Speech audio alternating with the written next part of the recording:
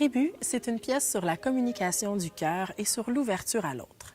Une pièce tout en nuances et en émotions.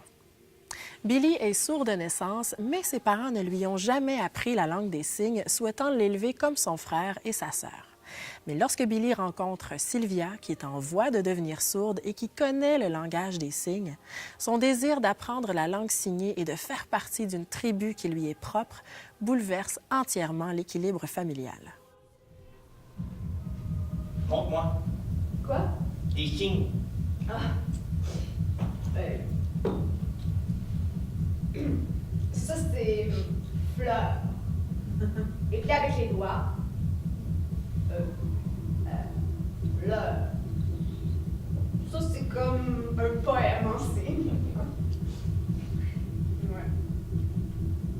Ça. Dans cette famille où l'on se parle sans s'écouter vraiment, où l'on se comprend sans se parler, l'arrivée du langage des signes bouleversera l'ordre établi et poussera chacun à redéfinir sa place au sein de la tribu.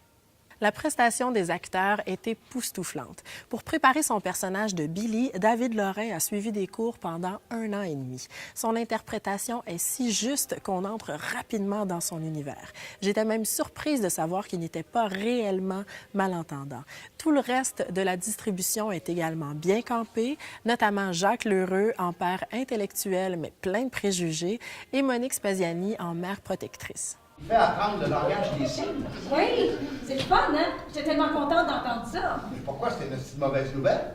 Ça va être quoi la prochaine affaire? Il va se mettre à nous vanter la crise de communauté sourde. Puis ce serait quoi le problème avec ça? Ben, ça sera quoi le problème avec ça?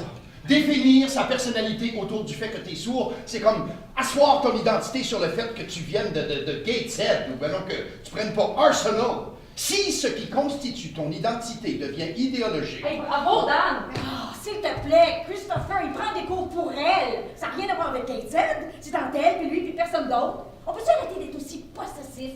Les gens font des choses pour les gens qu'ils aiment. Comme moi, qui porte un Christy de kimono. C'est une pièce qui émeut, qui fait réfléchir, qui nous rappelle d'aimer ceux qui nous entourent, malgré leurs imperfections, et de savourer la chance qu'on a de les avoir près de nous.